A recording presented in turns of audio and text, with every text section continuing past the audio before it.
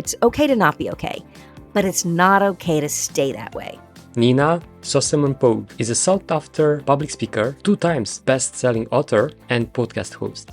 I was moved away from home at the age of 13 to train to be an Olympic gymnast. She had an extraordinary journey through elite athletics, Emmy-winning television anchor, and corporate America. So I did triathlons and I got in great shape and did all those things. And I was like, what am I actually missing? What do I want to do?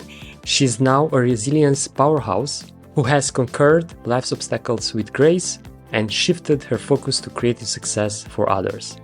My mission is to help hardworking humans thrive through tough times. Drawing on her extensive experience in communications, corporate leadership, and resilience research, she helps individuals and organizations thrive through challenges and change to reach new levels of success. I sold the house and the boats and the cars and the things, and I'm living a very different life.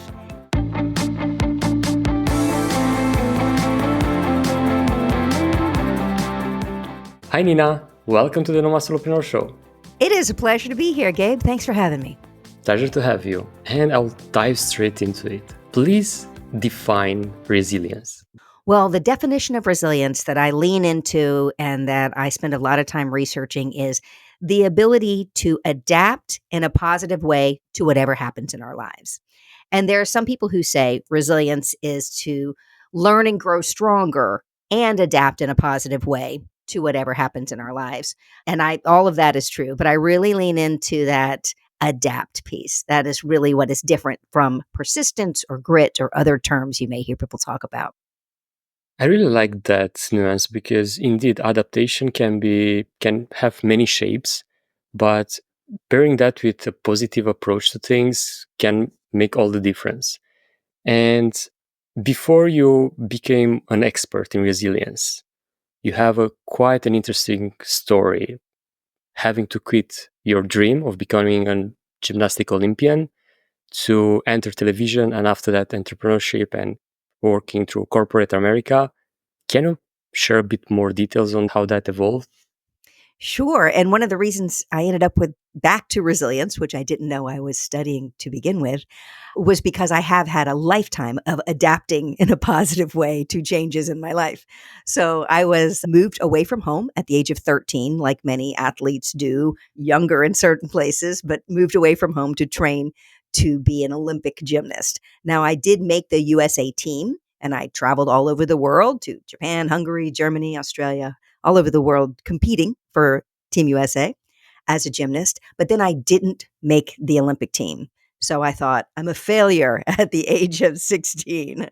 So I had to adapt and do something different. Back then in the 80s, no one went to 2 Olympics like they do now. You maybe hit the right age at the right time for one. So I adapted and went to college, went to university here in the United States and at a school that has a very strong gymnastics program and did very well there. But then I blew out my knee and I had a horrible experience of losing my sport.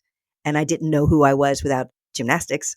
So I had to adapt and to do something else. And that's when I found journalism. I loved being a journalist and then becoming a news anchor. And I was very successful at that. Won many awards for environmental reporting and then for being a news anchor, best news anchor in the southeast of the United States. So lots of accolades and won an Emmy and those types of things that are what you work for. And then during that time, though, I also got fired from one TV station. They went younger and blonder. And then I went through a divorce during that time. I had a lot of downfalls during those years in my 30s. And then I found I had a very difficult time at one point. At 37, I was involved in a very life-changing event in my life. I went from being in the headlines from reporting the headlines to being in the headlines. And I had a very low moment where I almost didn't want to go on. I had very dark thoughts. And I figured a way past that, adapted in a positive way, and I got into tech. And I had some huge success in tech, once again, finding a new way forward. And I was with a tech startup, a SaaS company that a friend of mine had started. And I jumped into his tech startup and then became part of the leadership team. And we took that company public. We did a big IPO, initial public offering, and had some great financial success from that. So big win once again. So my life has been a series of adapting in a positive way to things that have happened that were certainly not part of my plan. That's the thing, right? You never prepare to what's about to come, and having a plan written down like, oh, if that might happen to me, I'm already know how to overcome it and so on. Life just hit us with various things, and sometimes are not the best things that happen to us, but that adaptation to whatever it's happening to us can be life changing in a positive way. And in your case, especially at a young age, being hit by the fact that you miss the Olympics and losing basically your identity, everything that at that point, if you can remember, since it was quite a long time ago, how did you overcome that?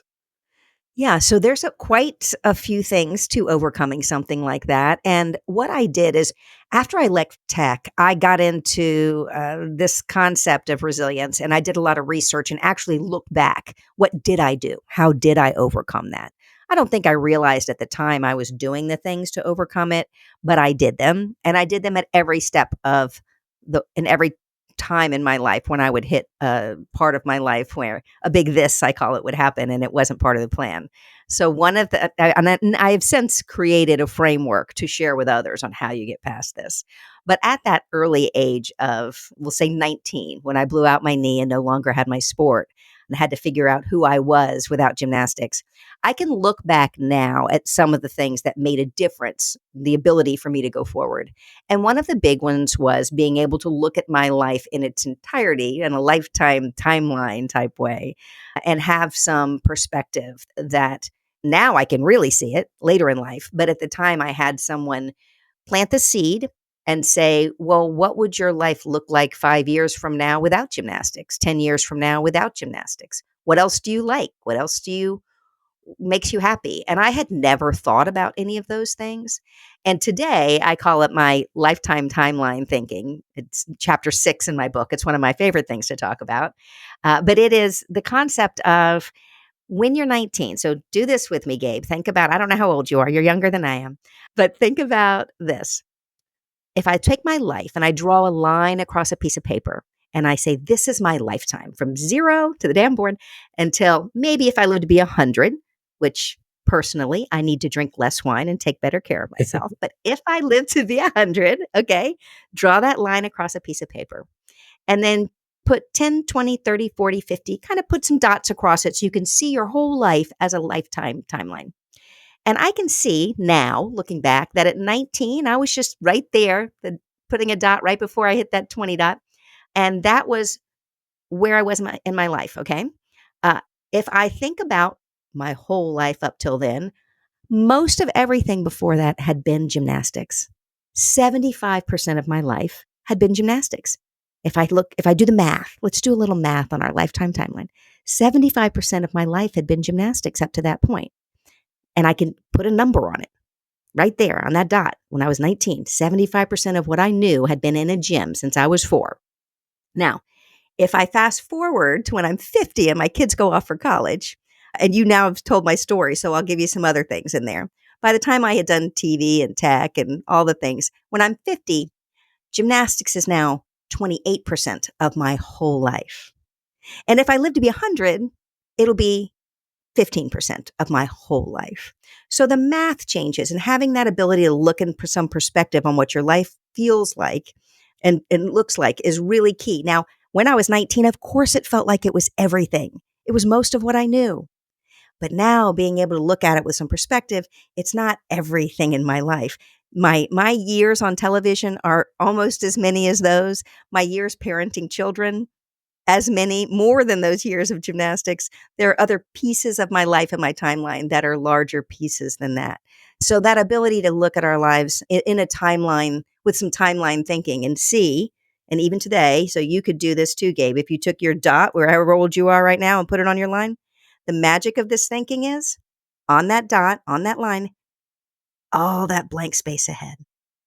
It's all that blank space ahead in your timeline. And I lean into that. So somewhere at an early age and somewhere along the way in different times of my life when I've been in tough spots, been able to see all that blank space ahead, or someone has pointed me in that direction. At the early age, it was actually a friend, an older friend who was there on campus who had said, well, what else would you want to do? And I had never thought about it. And that opened that door of all that blank space ahead. So that's one good answer. That's a nice perspective to look at it because, as you mentioned, that's blank. You can fill it with whatever you want. You can be creative, and of course, you can lean on your past experiences and skills and so on to build something from those into a life that you want to live. And in the same time, you can start something completely new, like you did. Like being a TV anchor had nothing to do with gymnastics and sports, and it's such a different career path after that. Entering business in the business world is so different. So when someone apply this perspective to their own life, they are on a very low point in their life. I don't know, something terrible happened to them, or I don't know.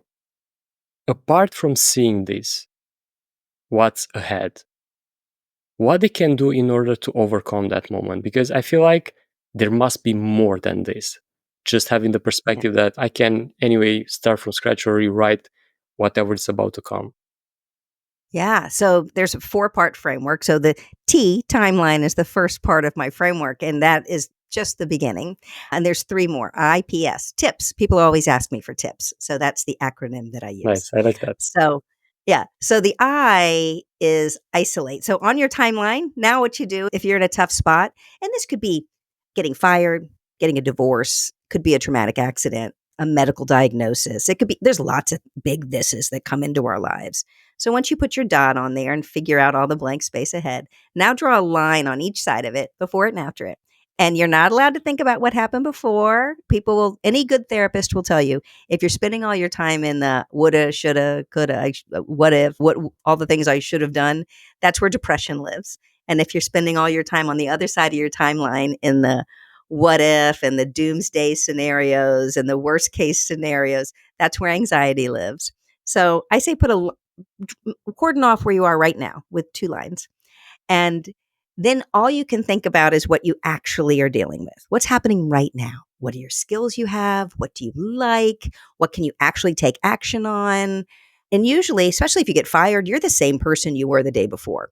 You're the same person. You just don't have that job, but you still have the same skills. You still have the same passions, and you may have other passions. But in that, what can I actually do right now moment is really powerful when you take all the regret out or all of this anxiety out on the other end. So that's the isolate piece. And then I say draw a circle around it and figure out who's in it with you. And this is really important because this piece, the P, who's in this with you? And most of us could take our people in our lives and put them in 2 categories. These are the people helping, these are the people hurting. So who's helping and who's hurting? And you can figure out in your world who you might need to edit out because they're maybe real negative or they don't believe in you or they just are bringing you down. Those people need to take a break while you're in the middle of this. You need to distance yourself. And then the people who are supportive, you need to have more of that. And then you can also see who's missing. So who might be missing in your world? Maybe it's a therapist. Maybe it's someone who's been there before, someone who has had a similar, especially if you're an entrepreneur and you're listening to this, someone has done something similar. You're not the first one to do everything. Find someone who's done it before. Listen to this podcast. Listen to other people around you. Find some like minded people to learn from. So the people piece is the next one. And then the last S, the last tips, the S is story. And that's the what are you calling it? What is this thing that's happening? Is it everything's ruined or terrible or the worst thing ever? Or is it just this is a tough time? I'm going through a change, a transition, a tough time. I call this, we have to watch our self-sabotaging language. So self-sabotaging language is your overgeneralization. This always happens to me. Or you catastrophize. Everything's ruined. Or we jump to conclusions and think, they didn't call me back, so they don't like me. Or they didn't respond to my email. They don't want to hire me. We jump to conclusions very quickly. Or we can exaggerate and say, I have 8 million other things to do instead of I have a handful of other things to do, or those types of things. So the story that you're telling, because the words in your head come out of your mouth and that becomes your story. So if you are going through a tough time, we have to check our language in our head before we say it, and it becomes our story. And that really plays out a lot. The story part of it plays out a lot when you get fired or let go or something disappointing happens in your life.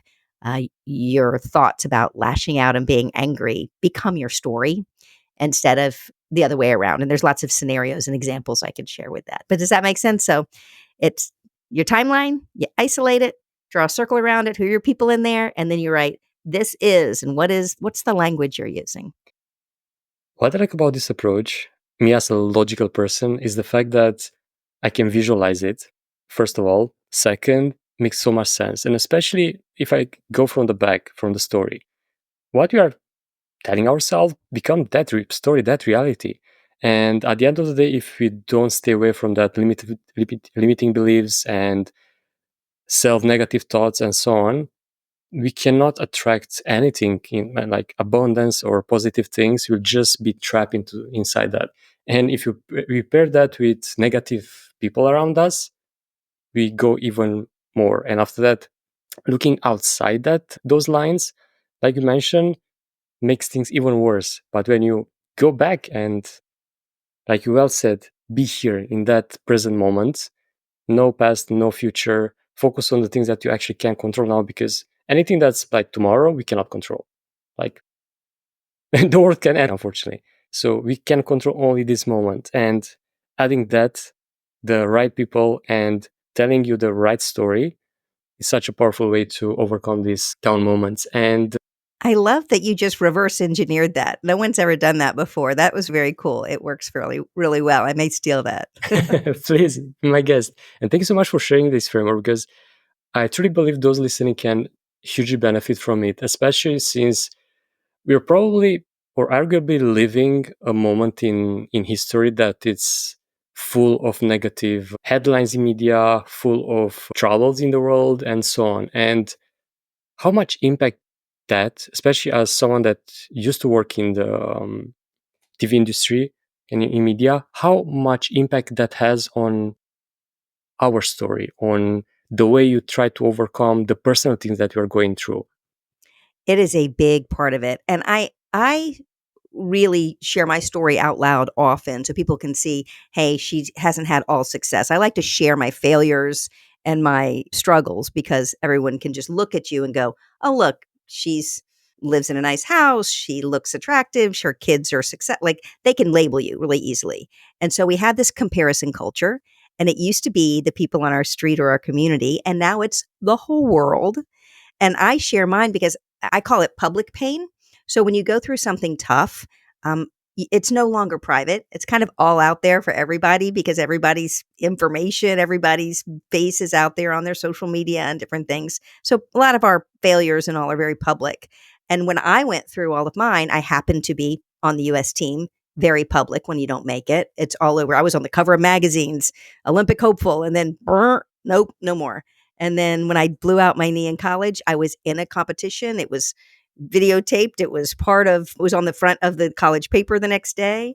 And then the same thing when I was on television all those times, when I was let go, very public. I went through a divorce, very public. I just had a very public life. Nowadays, everybody's life's public. So nobody has that privacy piece anymore. So our ability to handle public scrutiny, I think at thick skin and stuff is part of it. But I think it's even more so now, whether you're going through a tough time or not. If you want to create something new, if you want to have success in the future, if you want to go down a route that you've imagined something and you want to get there, what you put in your brain really will make a huge difference. And if you're on social media in this comparison culture and you're looking at everybody else and what they're doing, it takes you away from your own success. There's always going to be somebody ahead of you. I used to tell my kids that there's always going to be somebody better than you. There's always going to be somebody ahead of you that has more money, that's better looking, that's got the thing you want. And there's always going to be somebody behind you who wishes they were where you are now. And a lot of us can play this game with ourselves. Like the me 10 years ago wishes she was here right now talking to you, doing a podcast, because this is a cool thing. I've written a book, I've done some things. The me 10 years from now would be very proud of the me now. So all we can do is in the moment, do something that the you 5 years, I like to say 5 years, the you 5 years from now will be proud of. And that includes how we edit our social media experiences and how we edit who gets into our world. So if you're spending all your time doom scrolling and looking what everybody else is doing and feeling bad about yourself, that becomes part of who you are. There's a lot of great stuff online. There's a lot of motivation and inspiration online. Fill your inbox with that. That's what you need to get. You have options now. I mean, it was harder to find motivation and inspiration years ago. Now it's all right there. Unfortunately, also all right there are all the negative things that are going on in the world and all of the people who won't believe in you and the people who are waiting for you to fail. All that too is still out there. So we have to edit what we let into our worlds, the books we read, the things we listen to. This podcast would be on the good list. Something else would be on the bad list. So you need to edit out our own thinking about what we let into our world and what we don't include. And it's really hard now with AI to not get into this comparison culture and this caught in a cycle. Because I don't know about you, but you were mentioned before we went on, you're getting ready to make a move. But if you take a vacation even and go to someplace fantastic for a vacation, but you've saved up, you go on this vacation and you get on the plane to come home. And before you even get home, you get on your phone usually and in an app somewhere, it says, how did you like your vacation? Rate it on a scale of 1 to 10. You give it a little rating. You thank if you're Airbnb, you go through the process or whatever you're on. And then within seconds, you get something in your feed or in your email, or usually you're just on your phone right there that says, thank you, that's great. Here are 10 other vacations that people like you are taking. Sign up now so you don't miss out. So you never get a break. I'm like, wait, I'm still being happy that I just spent this thousands of dollars to do this one. And you're telling me I'm missing out on something else. So we are in this constant cycle of comparison and FOMO, and AI is messing with us like we never have enough. So we've got to do the work on ourselves and be careful what we let in. Does that make sense? Perfect sense. But my question is how we do that, since as you well mentioned, it's a noisy world, and we are being bombarded by all these things on a daily basis. Reducing probably consumption can be an option, but in the same time, if you want to put ourselves out there to build a personal brand or to build an audience and such, we need to use these tools. How we Absolutely. draw a line, like this is the things that are good to consume, this is the things that are bad to consume, and how we identify them, because sometimes it's such a hard way, as you mentioned with AI. I don't know, people using psychology to manipulate us and so on. It's very personal because all of us have different visions of what we think success is. So while I don't think success is a fancy vacation or a big car or something, someone else's success may be that. So they may be looking there. So it's always very personal, your feed. That's why AI knows you. So this comes down to a matter of discipline. This is discipline and knowing two things. One, knowing what you want. What do you want your life to look like? If you haven't spent any time going, wait, I just say I want to be a success. What does success look like to me? Knowing what you want success to look like. Are you working at home? Are you working in an office? Are you around a lot of people? Are you traveling?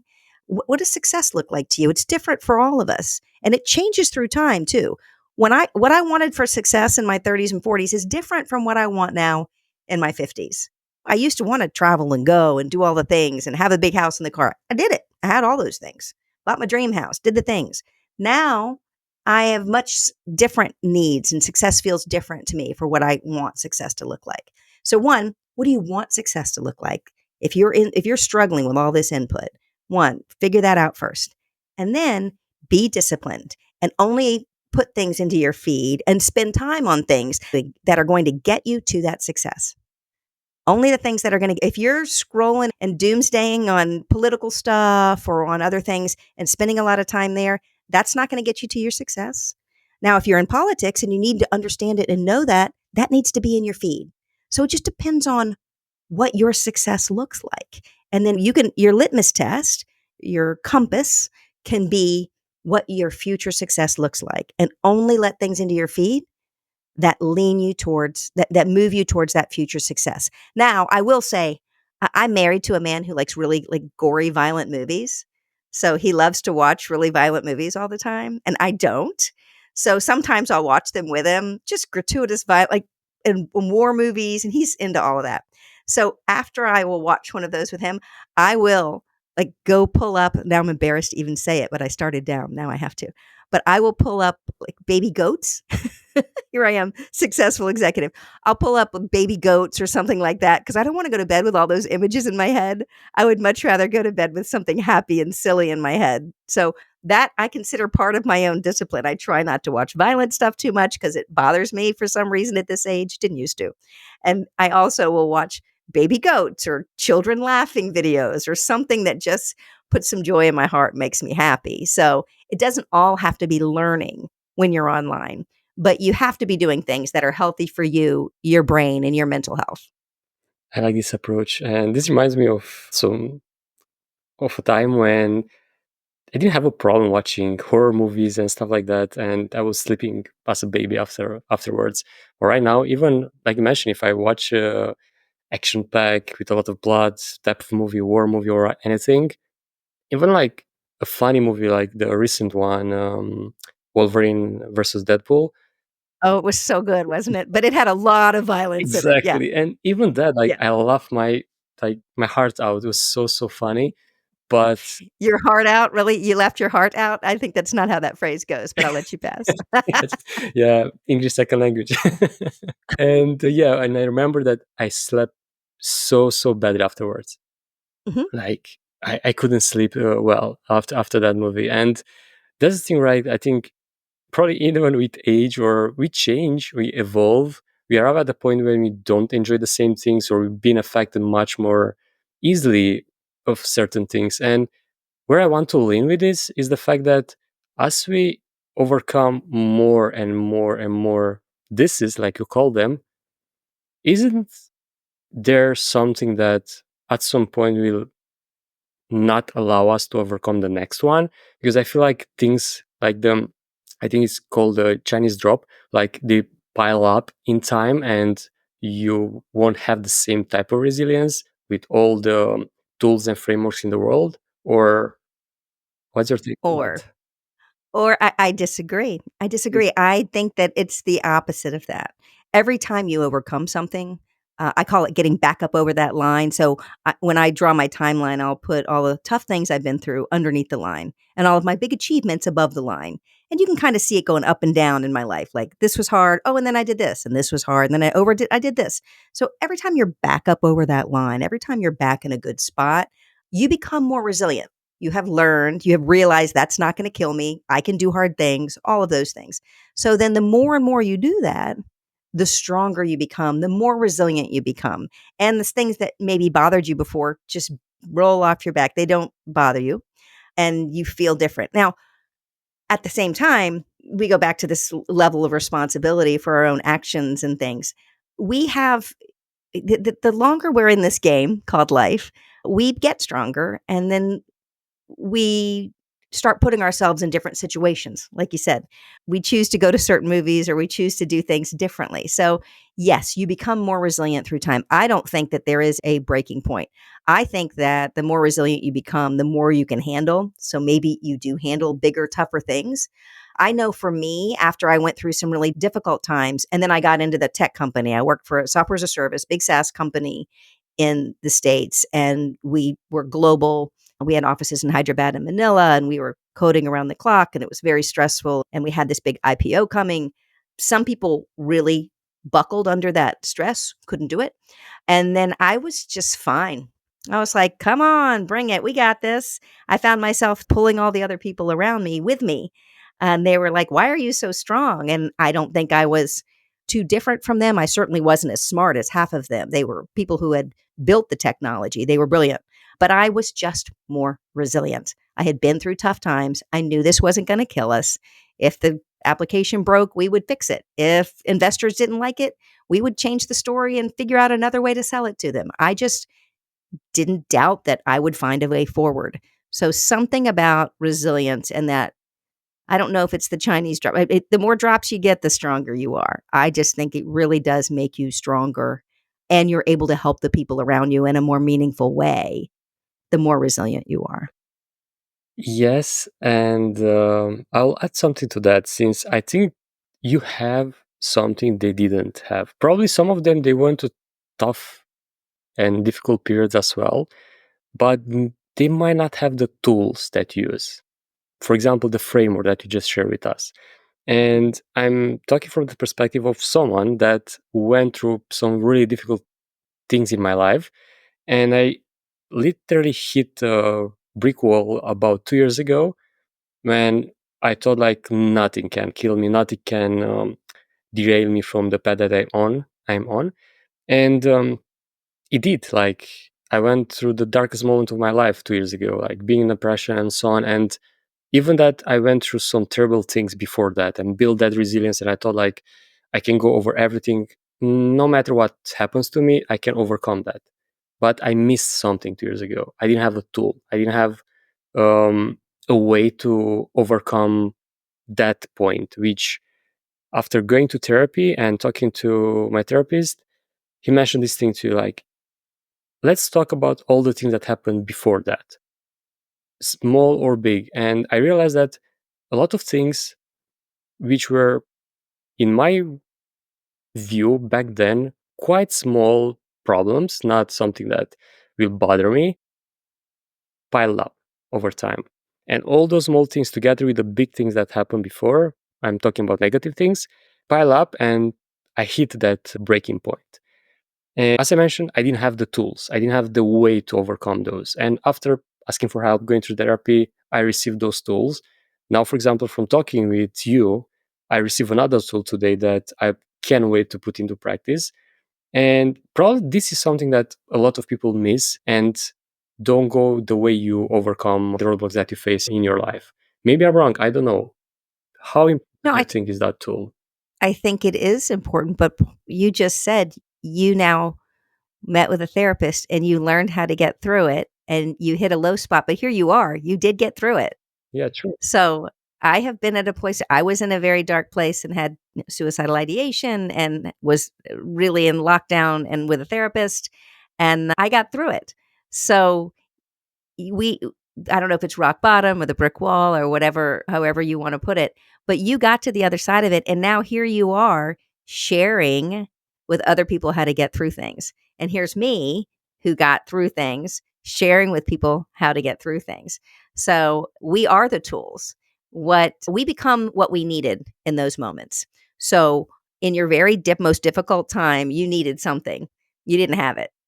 And now, but somehow you found a therapist and so you got through it. And now you are the person you needed back then. You could have told yourself how to get through it back then. Now, so you become the answer to what you needed back then on the other side of it. It's a cool way to think of it.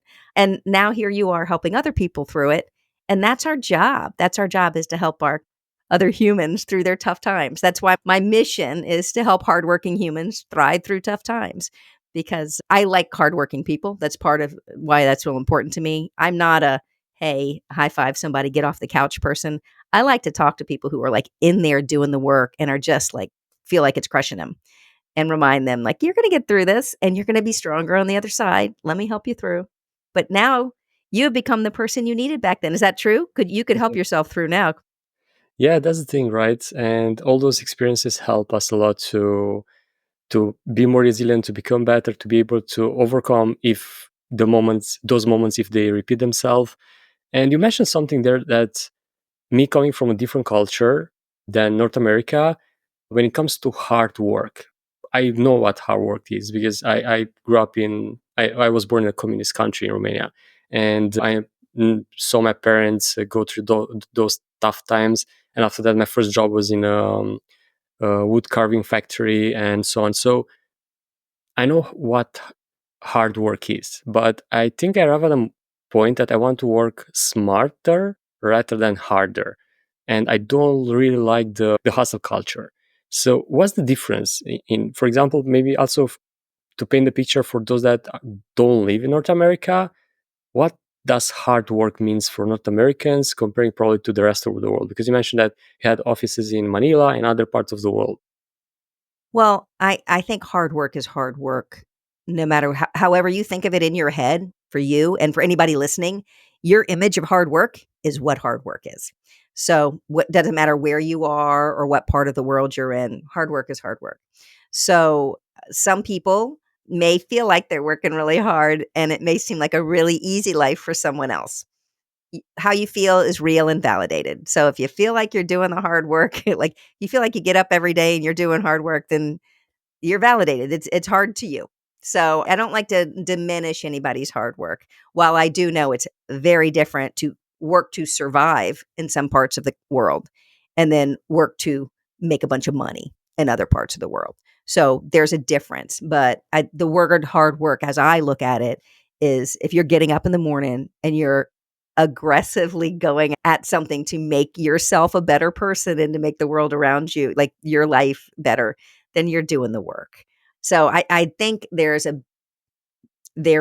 a level of understanding of people who are doing the work and people who have things handed to them.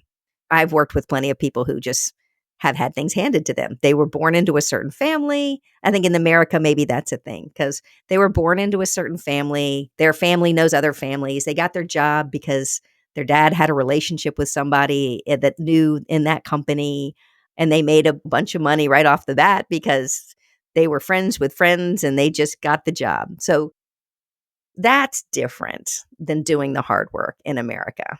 But there are a lot of people who get up and hustle every day, even though it's a free country and we have lots of niceties and so many plentiful, the world is plentiful around us. But there are a lot of people who get up every day and really hustle and work hard to make their life better and to do more and be more and give more to the people around them. So that's what I think hard work is. I think for each of us, how we envision it, no matter where we are in the world, you all know people who get out there and do the hard work. And you know some people who are not really working that hard. You just know. Like it doesn't matter what part of the world you're in. There are people that are wired differently. Yeah, absolutely. And yeah, it's interesting since I have this perception that especially North Americans are hustling more in the bad sense of the word, that they are just grinding after grinding just to, I don't know, be better than the Jones, or how this called the expression. And in other cultures, for example, I've lived in 11 countries so far and visit more than 25. And in some countries, just so laid back. They simply love to live life in a different way. They don't, of course, they do the basics to not only survive, but to be happy in those circumstances. But they don't want to go above that limit. Like, they know that something above that might be, I don't know, a nicer house, maybe getting a car or something like that, but they don't want to, like on purpose. And personally, I found those to be more healthier and as well happier than those that I met from other parts of the world, including Europe, North America, that are always striving to not only improve themselves, build something, but as well have a bigger impact. Yeah, so that hustle culture, and you had said that, I didn't answer your question the last time. Yeah, I don't know if it's healthy or not. It definitely isn't, and like definitely a North American thing. This work 24/7 and constant work and do more, get more, be more, move up the ladder, new title, new business, new whatever. We do have that, and bigger house and bigger car and all of that. That hustle culture is part of the American way, I think. And some people do get caught up in it. I think we all have seasons of hustle. And this is my own thought on this, but I have a lot of friends who are my age who have been in this game a long time. And we've had this conversation. I think I had a season of hustle. Like I worked ridiculously long hours and traveled all the time and would even split sleep, like sleep for a few hours, get up, work, go back to sleep for a little bit when I had kids at home. Because the only time I could get things done when the house was quiet was when everybody was sleeping. So I definitely was part of that hustle culture of working crazy long hours. My job came first, on an airplane a lot, in hotels, traveling, making deals. So that was a period of my life. Now, the financial success from that period of my life has allowed me to step away from that hustle culture. And now I do want to. I'm in I sold the big house. I'm in a smaller house with an old car and I'm traveling around and writing books and doing this. This is the life I want. After all of that success, I'm like, this is not actually what I want. I sold the house and the boats and the cars and the things, and I'm living a very different life. At the time, that was what success was that I was working towards. And it was fun. And it was a neat thing to be a part of. And I'm glad I did it. There's a place for that and a season for that when you're going through life. For if you're a high achiever and you just want to be in that hustle, there's a place for that. But then I got to a place where I'm like, this doesn't feel authentically me anymore. I kind of did it. And what do I really want? And I wanted, like you said, this different vibe. And I'm in a different part of my community now, and a house that I wrote a check for with no house payment. And it's just a whole, and I drive my old beat up Jeep. I love my old beat up Jeep. I don't need all the fans. I don't need all the stuff anymore. And my kids are all finished with college, finished with university and out. So I'm just in a different place. So I would say, yes, the hustle is there. And there's a season for the hustle. It was fun. It was fun to be a part of it and be in that energy and do the thing. It also afforded me financially the opportunity to do what I do now in a very different way. I couldn't just write books and speak and do what I do now if I didn't have that financial freedom. So, yeah, I think there's a season for the hustle. I don't want to say it's bad because it was awfully fun. Yeah, and as you mentioned, it's different for everyone because at the end of the day, you have a certain probably level of resistance. And when we hit a limit, we cannot go beyond that. And pairing resilience with your career. And since you mentioned that you have seasons going through so different environments, and now you're on a path that, at least in my view, it's impacting more individuals than working for a SaaS company or being a TV anchor. Why you choose this path that you're on now? I actually got to a point in my 50s, like I said, and my kids were off, headed off to college. And I had done I did some physical stuff first, like give myself a new challenge. So I did triathlons and I got in great shape and did all those things. And I was like, what am I actually missing? What do I want to do? And I looked back through the guidance of someone who had been on this path before. They said, hey, take your calendar for the last 6 months. I think I did 3. I don't think I did 6, but take your last few months of your calendar. And I had an online calendar like so many of us do. I was in a big corporate job and you could see all my time scheduled out. You probably do that. You're organized. I mean, we schedule out all our time. So they said, take the last few months of your calendar, print it out, and then circle the things that you liked doing, the things that you didn't like doing, the things where you felt valuable, like you were making a difference. And they had all these tags to put on it. So I did it. I did the exercise. I circled it and I looked at my calendar and I could look at all of this laid out on the floor. And I saw that the color that I'd chosen was orange. I don't even like the color orange, but the color I had chosen was orange. I had circled these ones that I felt valuable in. And it was most of the time when I was called into a meeting to help out with a problem, or when someone would schedule time on my calendar, like a sync, what they would call it, a sync on my calendar, usually not even someone who reported to me of the hundreds of people who did. And it would be someone who said, hey, I'm going through a tough time. And I heard you were, really great at helping people through tough times. Could we talk through it? And I was not HR. That was not my part, but I just became known as a person who would sit down as an executive in the company. I would sit down and help people through tough times. And sometimes it was a young guy in his 30s whose wife was pregnant and he was having panic attacks coming over the bridge. Other times it was a woman who'd lost a husband, a young person who was switching careers or switching roles within the company. It could be anything. And I realized those orange circles were what I really felt valuable and felt like I was giving back. Like I was good at this. I was good at this. And I was like, how do I make that into a career? What am I supposed to be doing with that?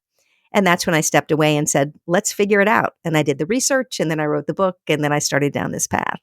But a lot of it for all of us is look at where you spend your time and then figure out like your ikigai, like where it all comes together, what you're good at, what the world needs, where you can actually make a living at it. What's the overlap in all of those? And then lean into that space. I really like that exercise, and it's first time that I hear it. To just look back on your calendar and identify those moments and those activities that fuel you, and as well you have an impact on others. And I think probably that's a season of life. Like at the beginning, we are aiming for things that us in a different way? Like, for example, for you, like aiming for that Olympic gold, or after that for your career and so on, and now helping others, impacting others. And I believe that no matter what we do, at some point we end up there, either as coaches, consultants, but those that we actually hands-on help others overcome certain things, either in business, life, and so on. And in my opinion, I'm not sure if there is something more fulfilling than that, because I don't know, getting a nicer car, traveling to a new destination, or buying a big house, probably the excitement goes away after one day or something. But when it comes to helping someone and changing their life to the better, I think that's powerful. Yeah, I did too. And other people who I've talked to who've done this exercise, they leaned into art. They're like, I love being alone in my studio and painting. I'm not a painter.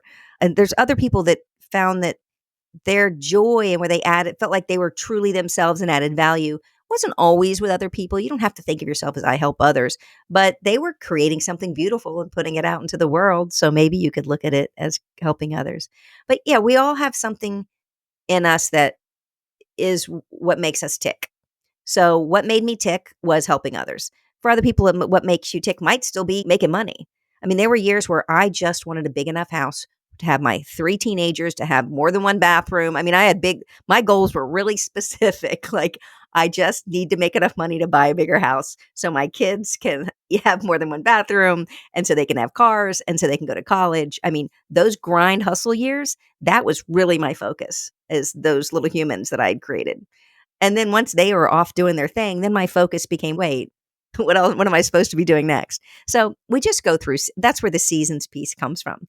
So if you like that exercise, Gabe, I'll give you one more. And this one's really interesting. And you may have heard this before. If you want to know what you value, pull out your, print out your financial statements for the last few months and look at where you spend your money. That's a good one. Where you spend your money is what you value. What do you spend money on? Because it's really telling. Like, I value my health, so a lot of mine is healthy food and going to the gym and workout clothes. Like I spend money on that. I don't buy cheap food because I believe that's going to keep me here longer. I hear you. But you look at, yeah, but look, there were times when it was very different, when I would spend my money on very different things. But if you want to know what your values are, what you value, what's important to you, then look at your checkbook. That's a neat thing to look back on too.